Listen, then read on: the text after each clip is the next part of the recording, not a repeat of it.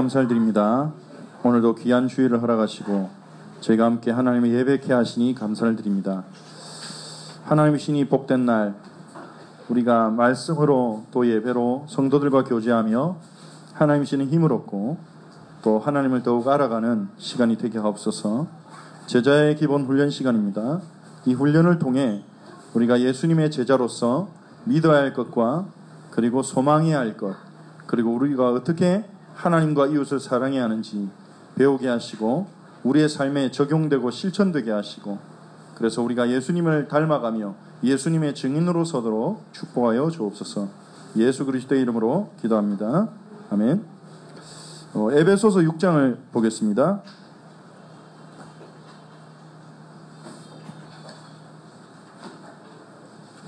신약성경 에베소서 6장 1절부터 9절까지 같이 읽겠습니다.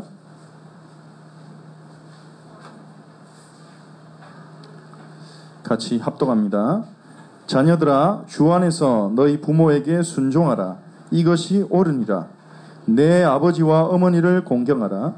이것은 약속이 있는 첫 계명이니 이로써 내가 잘되고 땅에서 장수하리라. 또 아비들아, 너희 자녀를 노엽게 하지 말고 오직 주의 교훈과 훈계로 양육하라. 종들아, 두려워하고 떨며 성실한 마음으로 육체의 상전에게 순종하기를 그리스도께 하듯 하라. 눈가림만 하여 사람을 기쁘게 하는 자처럼 하지 말고 그리스도의 종들처럼 마음으로 하나님의 뜻을 행하고 기쁜 마음으로 섬기기를 주께 하듯 하고 사람들에게 하듯 하지 말라. 이는 각 사람이 무슨 선을 행하든지 종이나 자유인이나 주께로부터 그대로 받을 줄을 알미라. 상전들아, 너희도 그들에게 이와 같이 하고 위협을 그치라. 이는 그들과 너희의 상전이 하늘에 계시고 그에게는 사람이 외모로 취하는 일이 없는 줄 너희가 알미라. 아멘. 10계명 네 번째 시간입니다.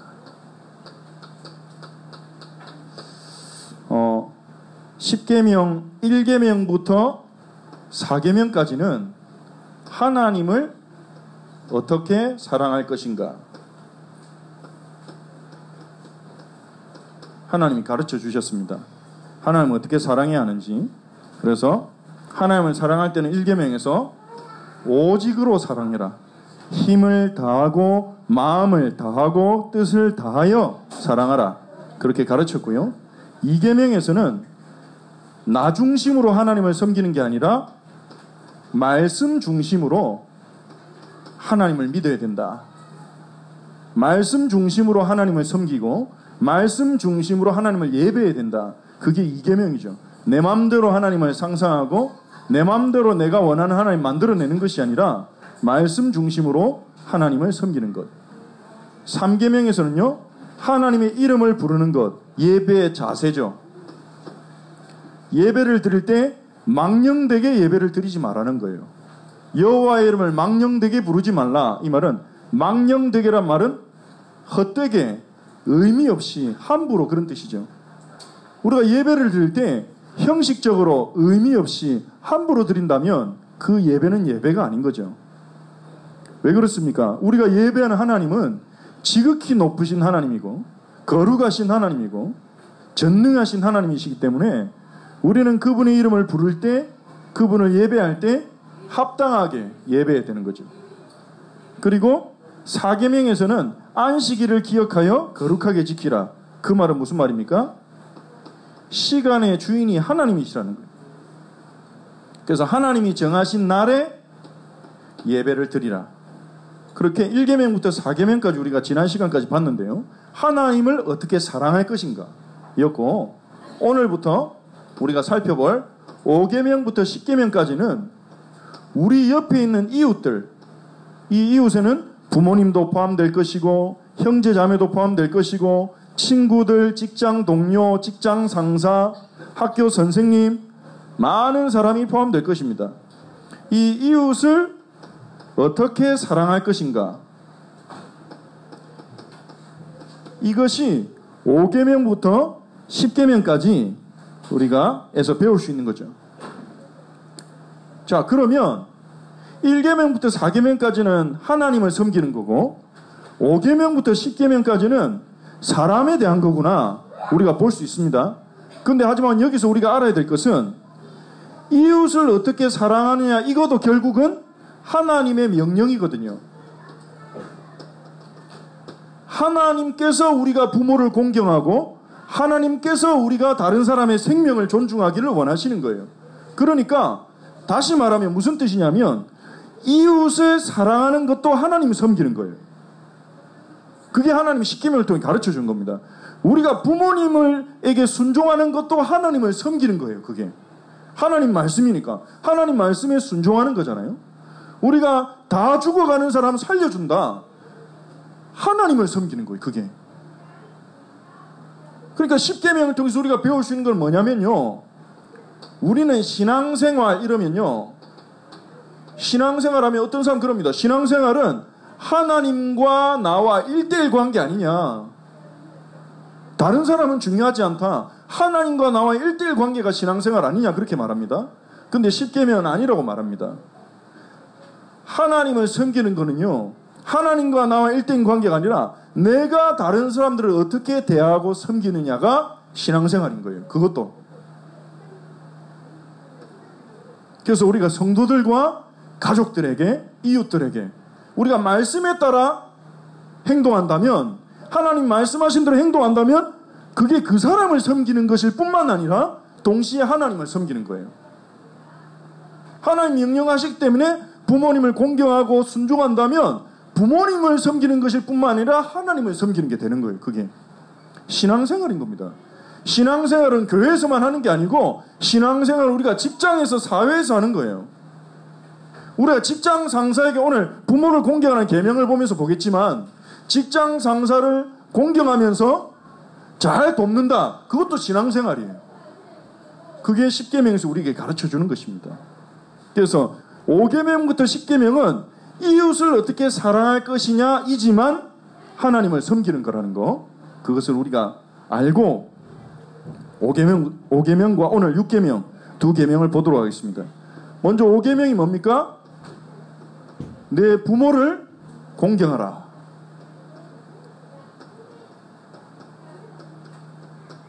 부모를 공경하라 그랬죠.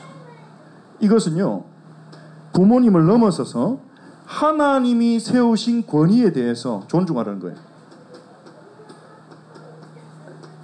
하나님이 세우신 권위, 이 권위를 존중하라는 계명인 것입니다. 지금 권위가 무너지는 시대죠. 가정에서 부모의 권위가 무너지는 시대입니다. 그래서 자녀들이 막 부모님 말을 잘 안 듣습니다. 교회에서도 보니까요, 부모님이 말해도 막 싫어요, 안 해요 하면서 막 완고하게 저항하는 그 랩런트들을 볼 때도 있습니다. 그리고 학교의 교권도요, 지금 다 무너졌다 그러죠.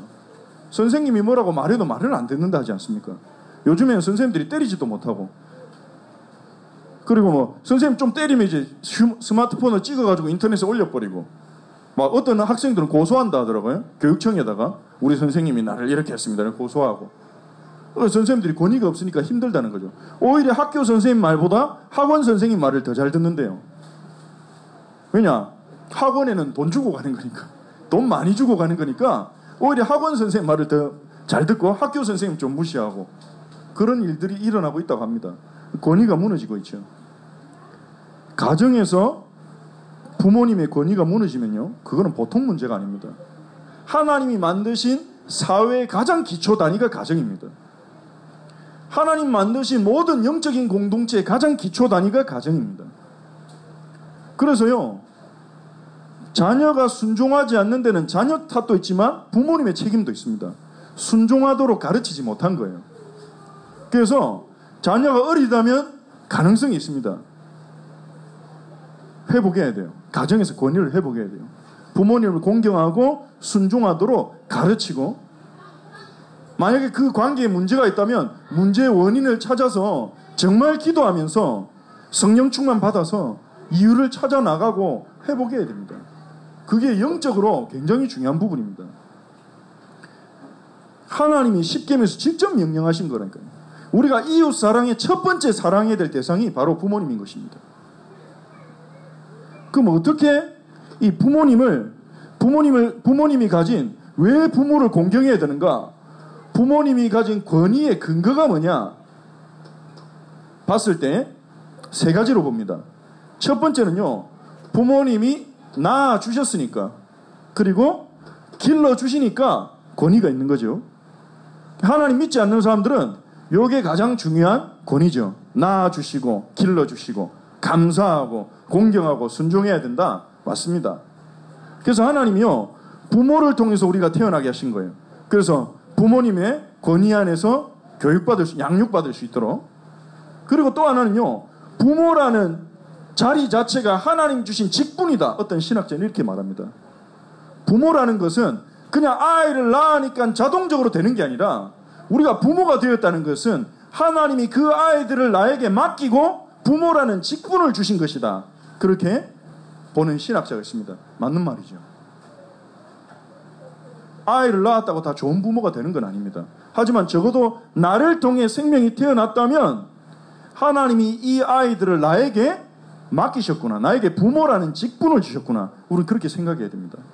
그리고 세 번째는요, 이 직분을 제대로 알고 제대로 행사해야 되죠. 제대로 사용해야 돼요. 그러니까 모든 부모가 부모라는 직분을 제대로 행사하지는 않습니다.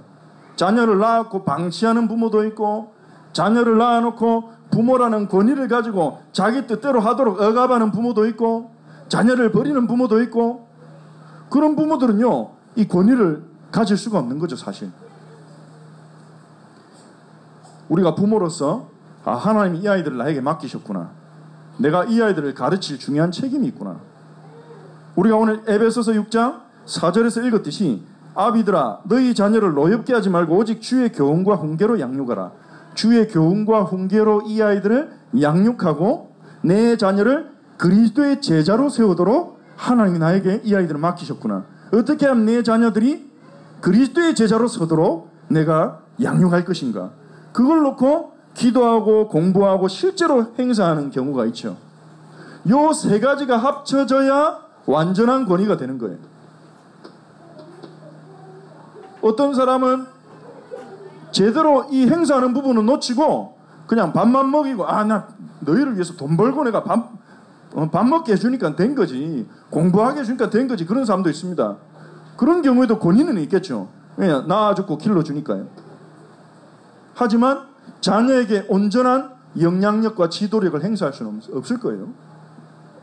우리가 부모로서 자녀에게 온전한 권위를 가지기 위해서는 이 세 가지가 다 갖추어졌을 때, 내가 낳았고 기르고 부모란 직분을 알고 있고 그 직분을 행사하기 위해서 내가 헌신하고 있을 때 온전한 부모로 이 자녀에게 영향력을 줄 수 있을 것입니다.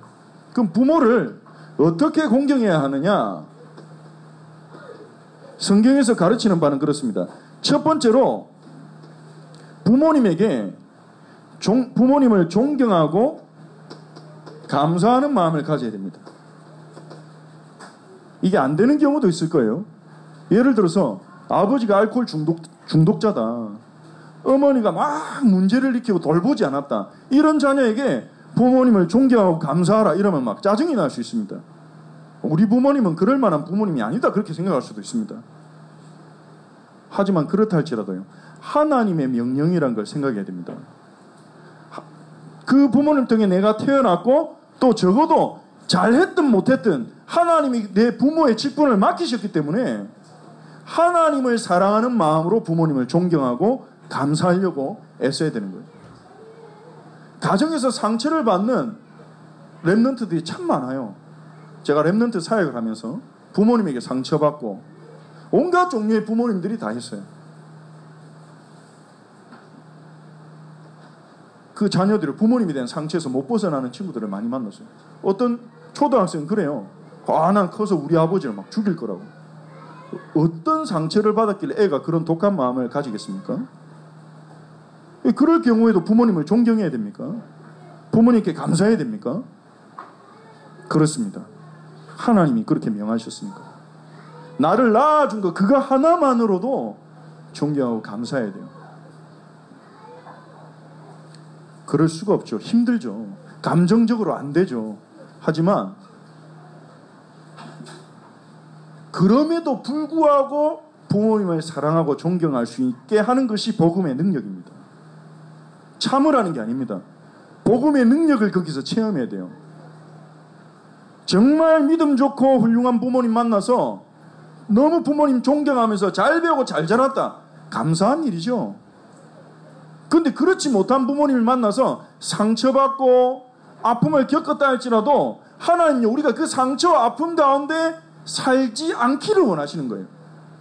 우리가 겪은 그 상처와 아픔을 자녀에게 물려주지 않기를 원하시는 거예요. 그래서 우리는 복음을 붙잡고 성령의 능력으로 그 상처를 뛰어넘어야 되는 거예요. 그 상처를 뛰어넘은 사람은 아버지를 인정하고 존경하고 사랑할 수 있게 되겠죠. 나에게 잘해주지 못했을지라도 하나님이 주신 아버지라고 인정하고 사랑할 수 있게 되는 겁니다. 복음의 능력을 체험해야 되는 지점인 거죠. 우리가 인정하든 안 하든 사랑하든 사랑하지 않든 부모님이 우리에게 미치는 영향력은 어마어마한 것입니다. 그래서요 5계명에서 내 부모를 공경하라 그랬죠. 이 공경이란 말은 히브리어로 카베드입니다. 이 카베드란 말은요 하나님을 영화롭게 하다 할 때, 영광 돌린다 할 때 이 카베드에서 파생된 말 카보드란 말을 씁니다. 이 카베드란 말은 무겁다는 뜻이 있습니다. 무겁다. 그러니까 부모님을 공경하란 말은 부모님을 무겁게 여기라는 거예요. 무겁게 여기다는 말은 무엇입니까? 중하게 여기라는 거예요. 중하게 여긴다는 말이 그 무겁게 여긴다는 거 아닙니까? 중하게 여기라, 소중하게 여기라, 중요하게 여기라, 그거예요. 부모를 공경하는 말이 히브리어로 원어를 그대로 번역한다면 이런 뜻이 되는 거예요. 내 아버지와 내 어머니를 중요하게 여기라. 중요하게 여기라. 중요한데 안 중요하게 여기면 불순종인 거죠. 나에게 좋은 영향력을 끼쳤든 상처를 줬든 중요한 사람이기 때문에 상처를 줄 수 있는 거고, 중요한 사람이기 때문에 우리에게 선한 영향력을 끼칠 수 있는 거죠. 부모님을 중요하게 여기고 소중히 여기는 것, 그것이 하나님이 우리에게 요구하신 겁니다. 그게 영적으로 건강한 거기 때문에 그래요. 이게 무너져 버리면요 인간관계 모든 부분에 영향을 줍니다. 심지어 신앙생활에까지 영향을 줍니다. 부모를 공경하라. 어떻게 공경합니까? 순종해야죠. 마음으로만 중요하게 생각한 게 아니라 부모님의 말씀에 순종하는 겁니다. 잠언 1장 8절에 내 아비의 훈계를 들으며 내 어미의 법을 떠나지 말라 그랬죠. 그리고 부모님이 자녀를 돌봐주었듯이 자녀도 이제 부모님이 이제 연세가 드시고 이제 경제적인 능력이 없으실 경우에는 이제 부모님의 생활을 돕는 거죠. 받은 사랑을 이제 다시 돌려드리는 거죠. 그래서 예수님도요,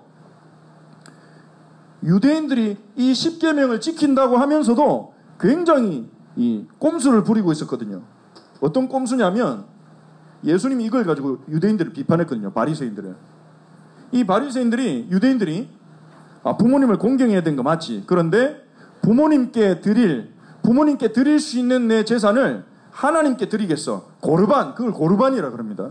하나님께 바친다고 하면서 고르반으로 드리는 거예요. 부모님을 도울 여력이 있는데 그 여력이 있는 자신의 재산을 고르반 이러면서 하나님께 바치면 나 하나님께 바쳤으니까 부모님 돕지 않아도 나는 율법을 어긴 게 아니야. 그렇게 자기들이 생각하는 겁니다.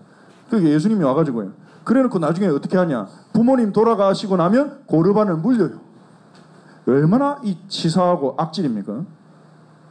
부모님 도울 수 있는 재정이 있는데 이걸 고르반 해가지고 하나님께 드려놓고 부모님 돌아가시면 고르반 했던 걸 다시 취소하는 거예요. 취소할 수 있게 돼 있었어요. 그래가지고 이제 부모님을 안 섬기는 겁니다. 그러니까 예수님이 와가지고요. 성경에 분명히 내 부모를 공경하라 하지 않았냐.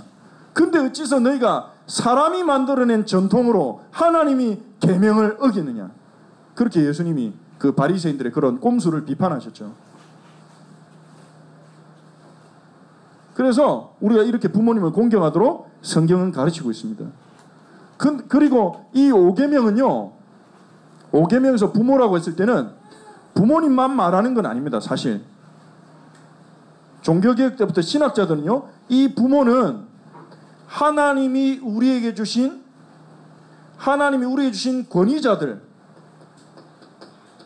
권위자들을 대표하는 것이다. 그렇게 말했어요. 우리에게 권위가 있는 사람들을 대표하는 거죠, 부모가.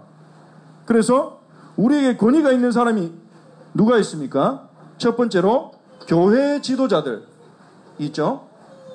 목사라든지 장로라든지 교회에서 성도들에게 권위를 가진 지도자들이 있고요. 그리고 사회에서 권위를 가진 사람들이 있죠. 직장에 가면 직장 상사, 사장, 보스, 그리고 학교에 가면 랩런트들에게는 교사, 선생님이 권위를 가진 사람이겠죠.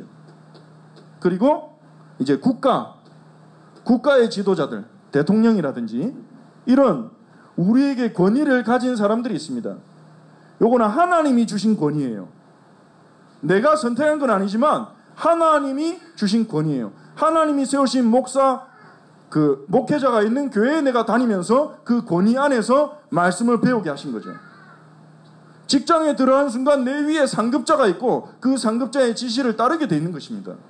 그리고 우리가 대한민국 국민으로 태어났으면 이제 국가의 지도자들이 결정하는 법과 이런 결정들을 우리가 따라야 되는 거죠.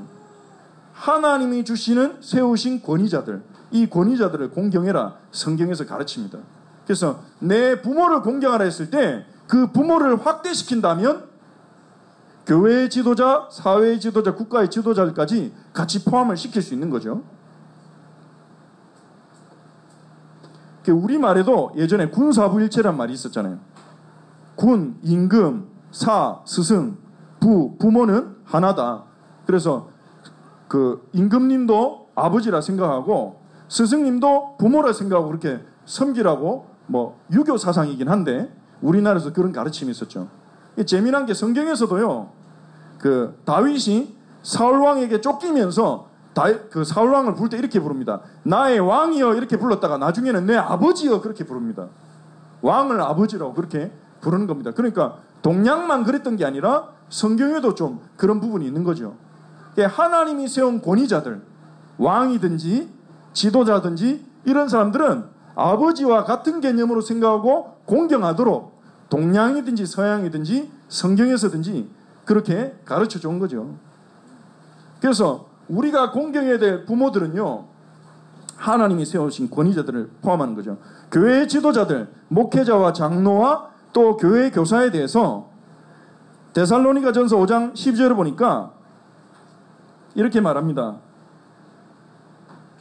형제들아 우리가 너희에게 구하노니 너희 가운데서 수고하고 주 안에서 너희를 다스리며 권하는 자들을 너희가 알고, 주 안에서 너희를 다스리고 가르치는 자들의 중요성을 알고 소중히 여겨라 그렇게 말하죠. 그리고 사회의 지도자들에 대해서는요, 우리가 오늘 에베소서 6장 5절에서 8절에 읽었죠. 에베소 6장 5절에서 8절에 할 것 같으면 5절에 보니까 종들은 상전들에게 성실한 마음으로 순종하고 그리스도께 하듯이 해라 그랬어요. 예수님께 하듯이 성실하게 존경하고 순종해라 그랬죠. 우리는 종 아니잖아요. 이제 종은 없어졌잖아요. 여기서 종과 상전의 관계는 직장 안에서 직원과 직장 상사의 관계로 그렇게 우리가 적용을 시키면 됩니다. 내 위에 있는 사람들이 내가 볼 때는 실력이 부족하고 인격이 부족할 수도 있어요. 하지만 그리스도께서 세우신 권위 아래 있는 자라고 볼 때 우리는 그 사람을 어느 정도 공경할 수 있고 그 사람을 통해 하나님이 나에게 주시는 축복을 찾아낼 수 있는 거예요. 어떤 사람은 이상한 상사 만나면 늘 싸우다가 문제 일으키고, 하지만 반면에 어떤 사람은 이상한 상사를 만났을지라도 지혜롭게 그 사람 도와주면서 그 사람을 통해 배울 수 있는 것을 다 배우고 또 그 사람과의 관계를 통해서 더 큰 축복을 찾아내는 사람도 있어요. 똑같은데 그 차이가 뭡니까? 이 사람을 하나님이 내게 붙여주신 응답의 사람으로 보느냐, 아니면 그냥 이상한 사람으로 내 관점과 기준을 가지고 이상한 사람으로 보느냐, 그 차이죠. 믿음으로 보느냐 불신앙으로 보느냐, 그 차이예요. 학교 선생님도 마찬가지예요. 하나님 안 믿고 영적 문제 가진 선생님 만날 수도 있어요. 그러면 마음에 안 들겠죠. 존경할 마음이 안 생기겠죠. 하지만 하나님이 나에게 붙여주신 선생입니다. 이렇게 받아들이고 믿음으로 공경할 거 공경하고 그 선생님을 돕는다면 그 만남 속에 하나님이 준비한 축복을 찾아 누리게 되는 겁니다. 그러니까 5계명이 말하는 게 그거예요. 하나님께서 우리에게 사람을 붙이신다는 거예요. 부모를 주신 분도 하나님이고 직장 상사를 붙인 분도 하나님이고 국가 지도자를 세우는 분도 하나님이니까 그걸 인정하고 그 권위를 인정하라는 거예요. 권위에 대한 존중. 그게 5계명인 겁니다. 우리가 인간관계에서 얼마나 중요한 겁니까? 사회가 지금 점점 개인주의화 돼가면서요. 모든 권위를 부정하는 시대가 돼가고 있어요. 그런데 우리는 아닌 겁니다. 우리는 하나님을 믿는 자들 아닙니까? 하나님의 권위를 인정한 자들 아닙니까? 우리가 이 사실 믿는다면요. 만남을 보는 눈이 달라지게 되죠.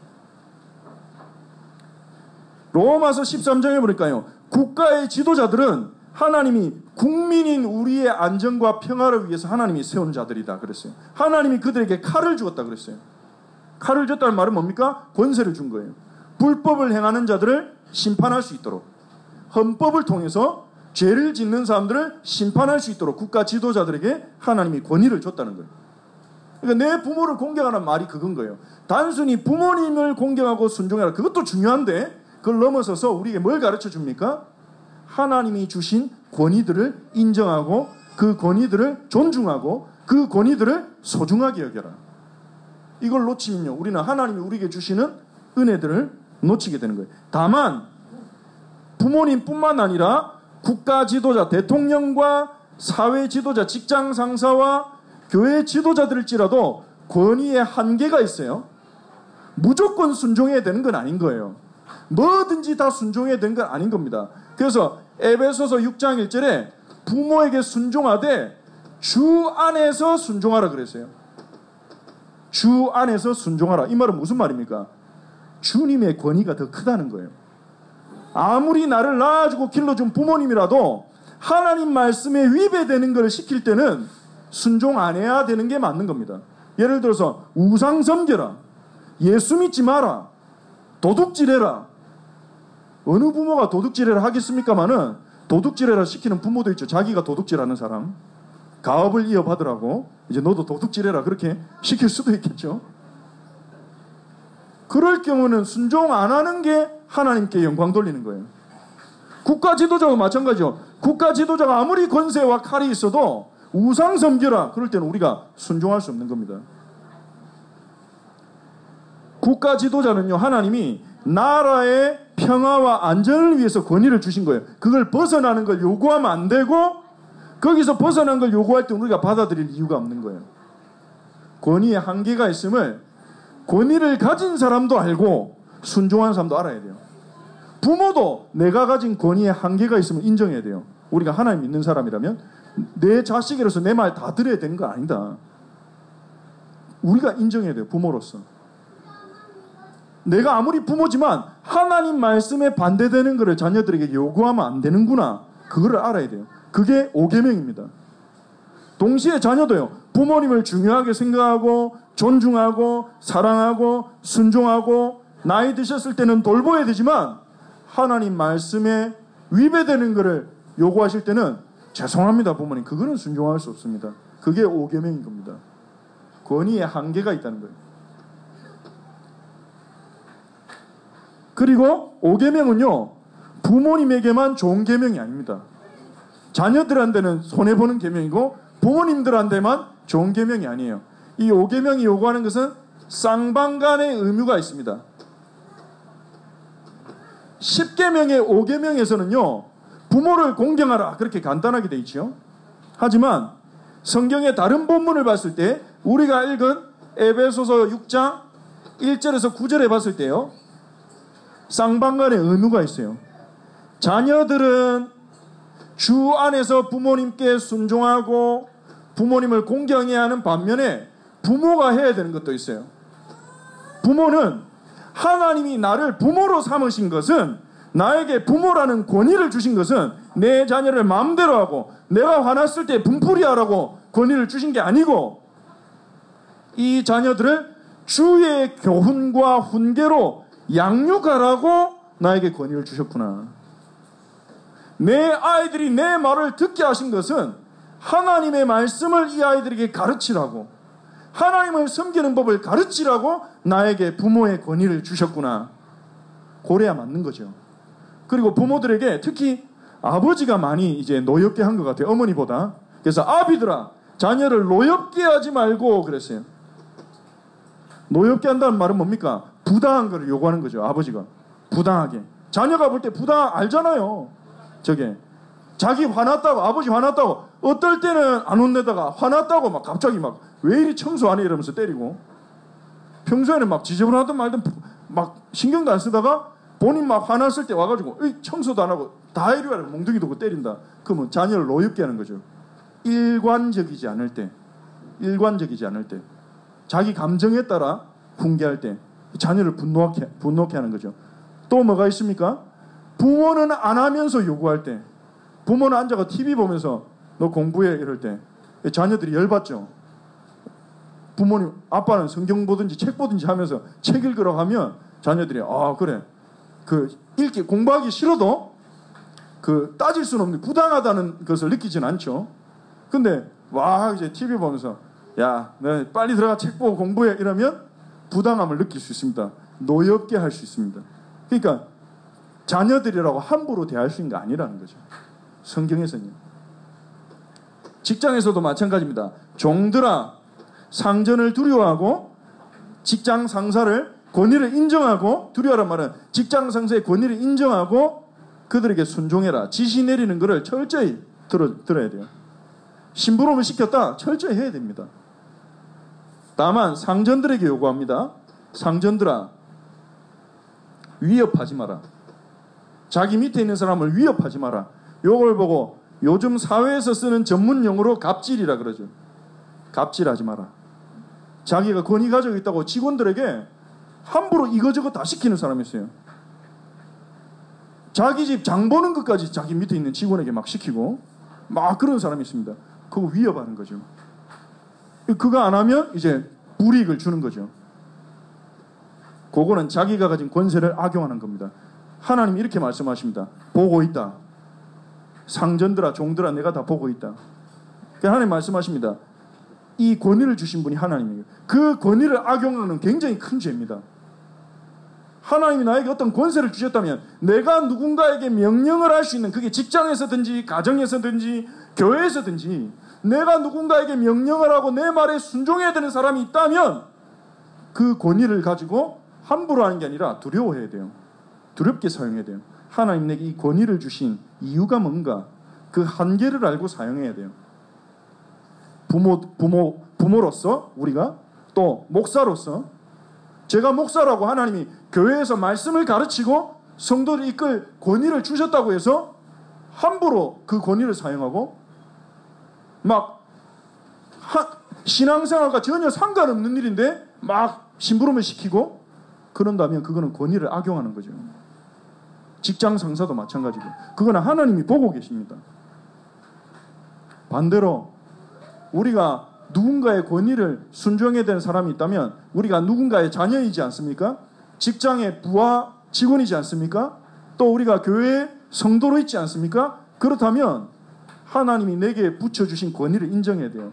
내게 주신 목사님, 내게 주신 상사, 내게 주신 부모님의 권위를 인정하고 존중하고 중요하게 생각해야 돼요. 그걸 함부로 우습게 여기고 가볍게 여기는 것도 하나님의 뜻에 놓친 겁니다. 그 사람은 하나님이 예비하신 축복과 은혜를 다 놓치게 될 거예요.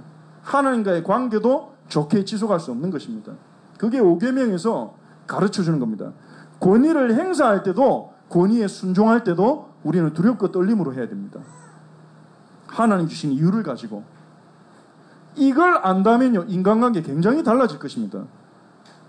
렘넌트 보니까요, 중요한 응답받는 특징이 뭐냐? 목회자를 존경하고 강단 메시지 철저히 따라가고, 응답받는 특징이 뭐냐? 직장에서 선생님 존경하고 수업 들을 때 집중해서 듣고, 뭐 작은 신분을 하나 시키면 철저하게 하고, 그런 사람들이 사회에서 인정받고 이제 성공하는 거예요. 우리가 성공을 위해서 이걸 하자는 게 아니라 하나님 주신 계명 따라 살고 있는 거죠. 그게 그렇게 사는 게.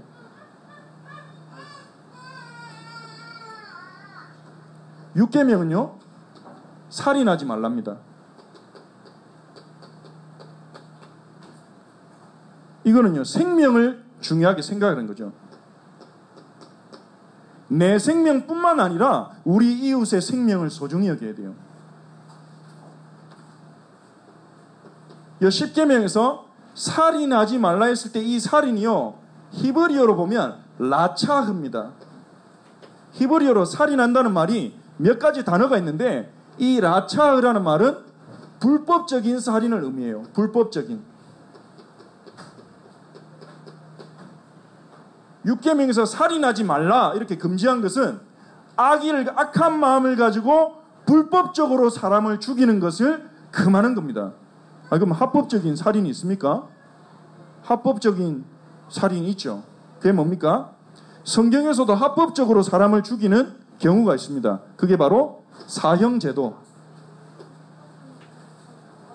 아주 심각한 죄를 지은 사람에게 주는 벌로서 사형제도.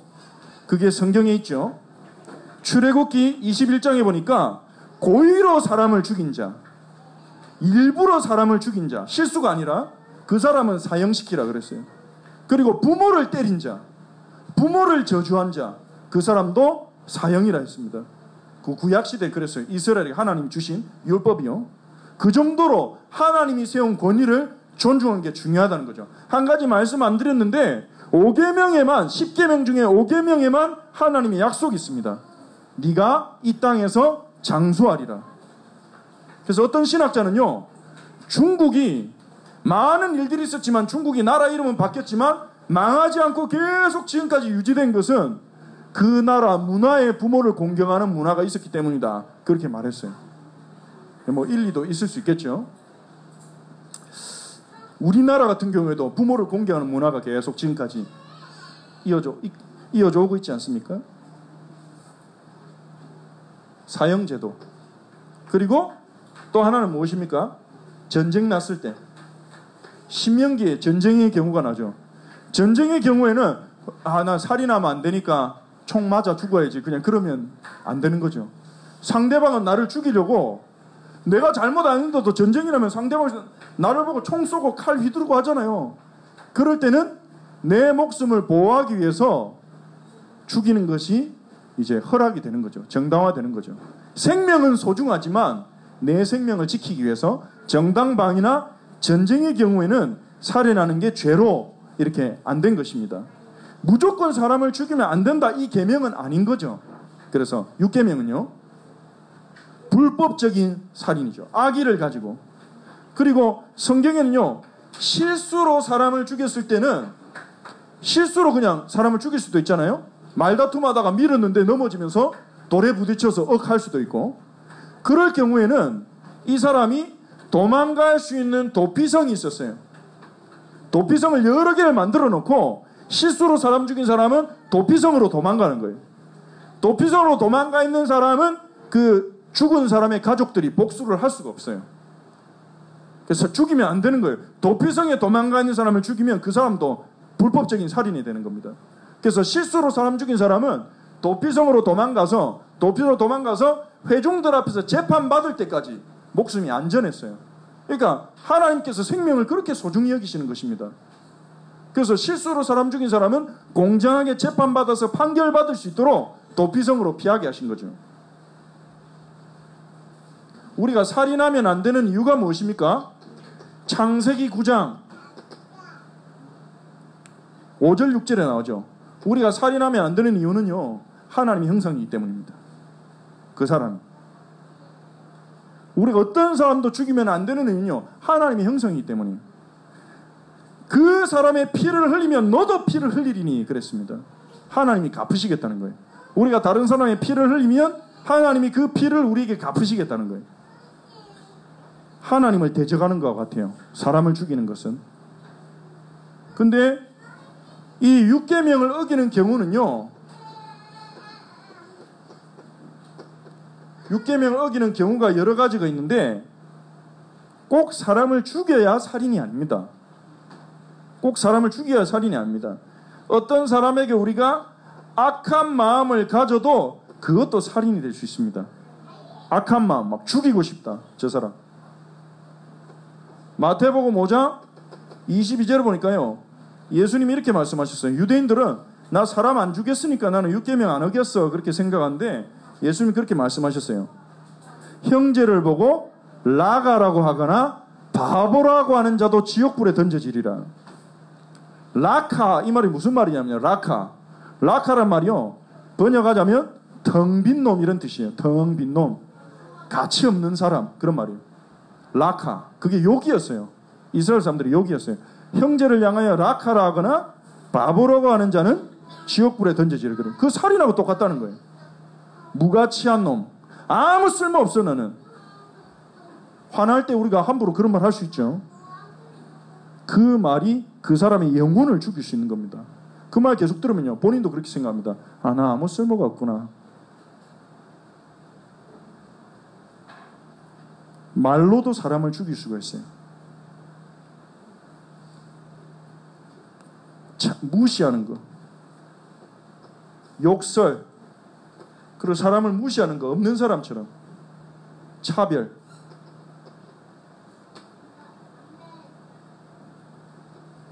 혐오. 이런 것들이 하나님은요. 살인과 같은 것으로 보시는 거예요. 욕설, 무시, 차별, 혐오는요. 사람의 몸을 죽이진 않지만 영혼을 서서히 죽입니다. 무시당하고 차별당한 사람은요. 서서히 죽어갑니다. 몸은 살아있는데 마음이 죽어가요. 아, 나 아무 가치가 없구나. 나 같은 게 살아서 뭐하냐. 점점 죽어가는 거예요. 하나님 보실 때는 살인입니다. 그것도요. 두 번째, 학대나 폭력. 우리가 다른 사람을 학대하고 폭력을 행하는 것도요. 그 사람을 점점 죽이는 거예요.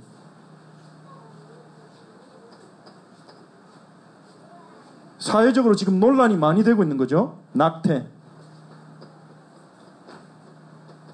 임신 중에 뱃속에 있는 아기를 죽이는 거죠. 여기에 대해서는 아이가 임신하고 몇 개월이 지나야 영혼을 가지냐, 뭐 그런 연구도 많이 했었어요. 신학자들이. 아이가 태어나고 몇 개월이 지나야 영혼이 있는 걸로 봐야 되냐. 왜냐, 영혼이 있을 때부터 인간으로 보니까요.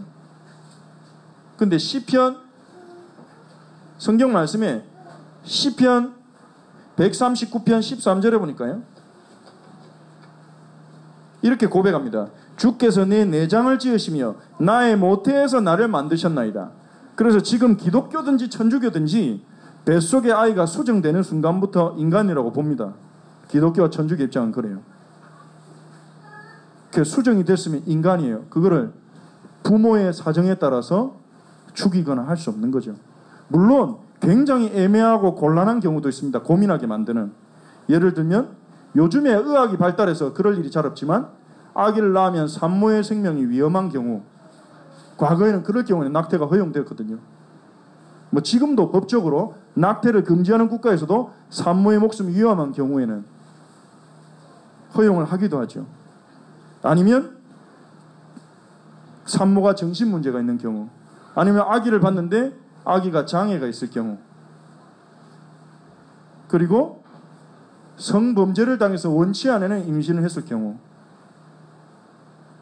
그리고 산모가 아기를 낳으면 공부를 중단해야 되거나 이제 아이를 키울 돈이 없을 경우, 개인적인 사정, 뭐 이런 것들이요 고민하게 하는 거죠.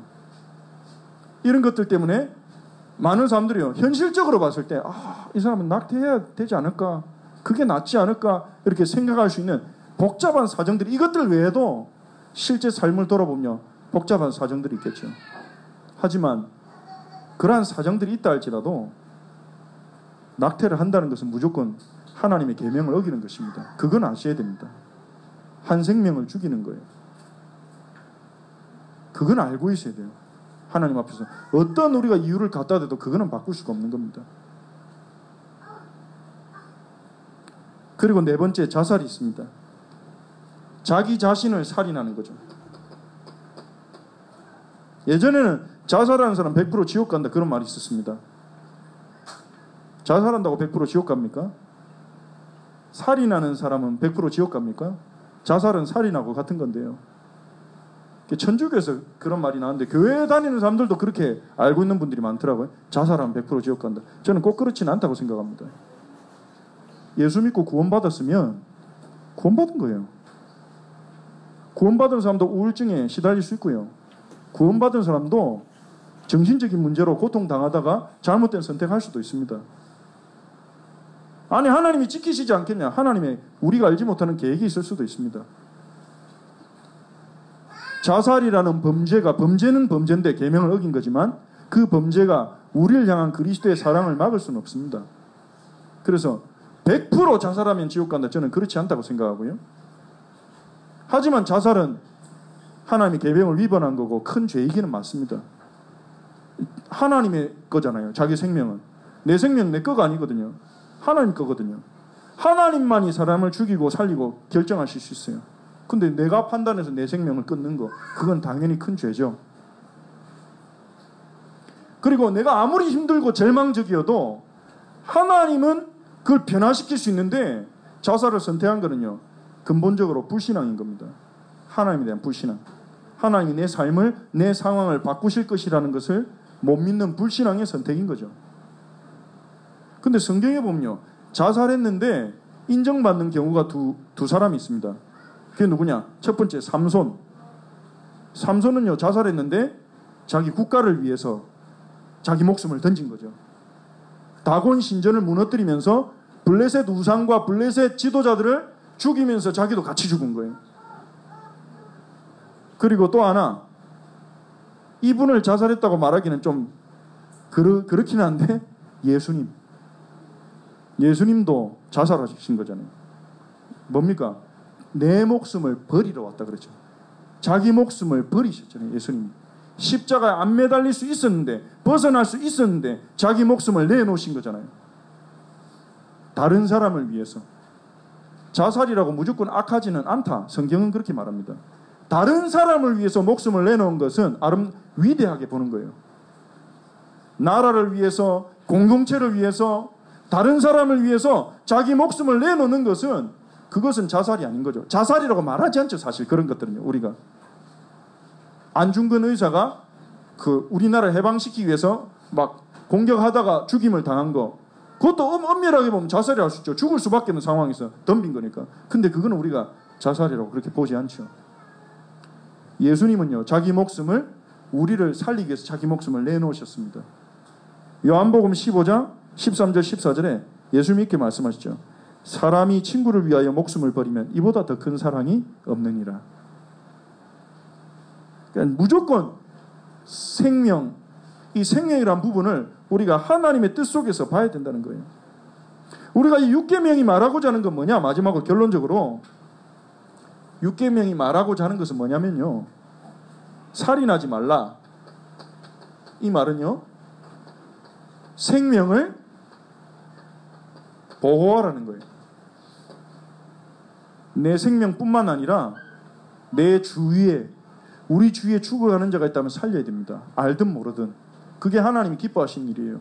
생명을 보호하라는 거예요. 생명을 살리라는 것입니다. 그리고 이 생명이라는 것은요, 목숨만 말하는 건 아닙니다. 밥 먹고 살아만 있다고 그 사람이 사는 게 아니에요. 삶을 누리게 해야 돼요. 생명 살린다는 건 그것입니다. 삶을 가꾸고 삶을 누리도록 도와줘야 돼요. 우리는요, 내 삶을 그렇게 가꿀 뿐만 아니라 우리를 만나는 사람들이 목숨만 붙어있다고 사는 게 아니라니까요. 사람은요, 대화할 상대도 필요하고 좀 즐거운 일도 필요하고 맛있는 것도 먹어야 되고 기쁜 일이 있어야 되고 삶이 필요한 겁니다. 그게 살아있는 거 아닙니까? 목숨만 살아있다고 그게 생명 보호하는 게 아닙니다. 삶을 가꾸도록 우리는 도와나가야 됩니다. 그게 하나님 기뻐하신 뜻이에요. 우리가 이웃 사랑하는 방법이에요. 내가 다 죽어가는 사람 밥 줬으니까 됐지 않냐.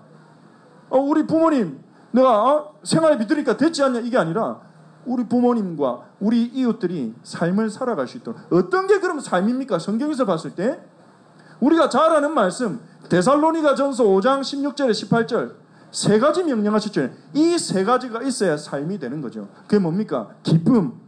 항상 기뻐하라. 기쁨을 누려야 돼요. 범사에 감사. 범사에 감사하라. 감사가 있어야 돼. 그게 사람 사는 겁니다. 하나님 보실 때 그게 사람이 살아가는 거예요. 기쁨을 누리면서 감사하면서 그러면서 기도하면서. 기도해야 진짜 인간입니다. 인간은 영적 존재이기 때문에. 기뻐하고 감사하고. 기도한다는 말은 뭡니까? 내 인생을 중요하게 여긴다는 거잖아요. 기도한다는 말은 내 인생을 중요하게 여기지 않는 사람 기도 안 합니다. 막 삽니다. 기쁨과 감사와 기도, 이 세 가지 가져야 사는 거예요. 우리는요, 우리를 만난 이웃들이 이렇게 삶을 살아갈 수 있도록 도와야 됩니다. 그게 하나님의 뜻이에요. 그게 하나님을 섬기는 거예요. 내 부모님, 내 친구, 내 자녀, 내 이웃들을 삶을 살아갈 수 있도록 도와줘야 돼요. 밥만 준다고 다 준 게 아니라, 밥만 먹인다고 다 준 게 아니라, 돈만 준다고 다 준 게 아니라 살아갈 수 있도록 우리가 도와야 돼요. 그럼 내가 먼저 살아야 되겠죠. 그게 생명인 것입니다. 결론입니다. 우리는 하나님의 말씀에서 사랑하는 방법을 배워야 돼요. 지금 배워가고 있습니다. 하나님을 사랑하는 방법, 이웃을 사랑하는 방법. 이웃을 어떻게 사랑합니까? 두 가지를 기억하십시오. 하나님이 세운 권위를 존중해라. 권위를 가진 자도, 권위를 따르는 자도 그 권위를 존중해야 됩니다. 두 번째, 생명을 살리라. 생명을 살리라. 그게 우리를 향한 하나님의 뜻이에요. 그게 하나님 섬기는 방식인 것입니다. 우리 같이 기도하고 마치겠습니다. 말씀 붙잡고 하나님, 우리가 하나님이 주신 권위를 존중하게 하시고 하나님 생명을 살리는 자가 되게 해 주옵소서. 우리 같이 기도하고 마칩니다. 하나님께 감사를 드립니다. 하나님, 오늘 10계명 네 번째 시간 5계명과 6계명을 하나님 같이 살펴보았습니다. 부모를 공경하라는 계명에서 하나님이 세우신 권위에 대한 존중을 우리에게 가르쳐 주시니 감사를 드립니다. 하나님, 우리 부모님을 우리가 중요하게 여기고 부모님께 순종하며 부모님을 돌보는 하나님이 우리가 될 수 있도록 하나님 우리에게 힘을 주시고 은혜를 주옵소서. 하나님이 우리에게 주신 교회의 지도자와 사회의 지도자와 국가의 지도자를 존중하되 그들의 권위의 한계를 알게 하시고 또 우리에게 주신 권위의 한계를 알게 하시고 우리가 권위를 행사할 때든지 권위를 순종할 때든지 두렵고 떨림으로 하나님 앞에서 행하게 하옵소서. 하나님 또한 우리에게 6계명을 통해 생명과 인격의 존엄성을 알려주신 주님께 감사를 드립니다. 우리가 만나는 이웃들의 생명과 인격을 소중히 여기고 생명 살리는 자로 살게 해 주옵소서. 생명을 보호하는 자로 우리가 살아가게 해 주옵소서. 우리를 만나는 사람들이 생명이 살아나게 하옵소서. 목숨만 붙어있는 게 아니라 삶을 살아갈 수 있도록 도울 수 있는 저희들이 되게 하여 주시옵소서.